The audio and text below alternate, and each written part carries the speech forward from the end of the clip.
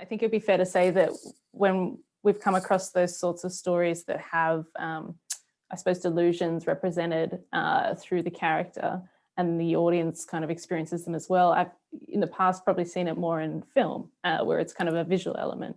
But I wonder if, and you kind of, I think, touch on it in the paper about just in the way that the writing style invites that intimacy with the character, like the unreliable narrator. So I guess my question is, why do you think there's, or do you think there's unique power for exploring these things in stories, specifically in the written word, because of that interiority that you get when you're reading a first person story or just a story?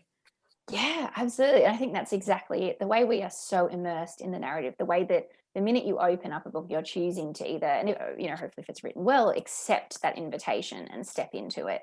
And I mean, I think it's potentially easier to do so with first person, of course, because we do really step into the eye or alongside the eye at the very least.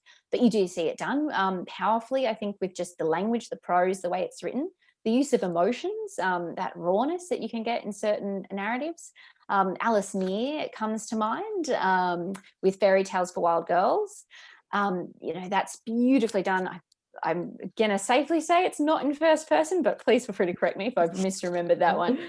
But yeah, and so that's one that I think does stand out. But I think even for the three examples I've been talking about, they're all first person. And so they do draw us in. We are able to completely immerse ourselves because it's that idea of the narrative intimacy that's being shared. So the dialogue that's being embraced, it's the idea that we become a part of the narrator or the protagonist, or we become their friend at the very least, even when they're doing terrible things or dangerous things or things that we couldn't conceive of ourselves. We're sort of slowly drawn into it, and we can still empathize with it. And that's where I think a lot of this power comes from, the construction of empathy. So if we'd entered the narrative going, I know this is about, or this is categorized as sick lit, and again, there's a lot of issues with that particular term, we might just go, okay, that has nothing to do with me.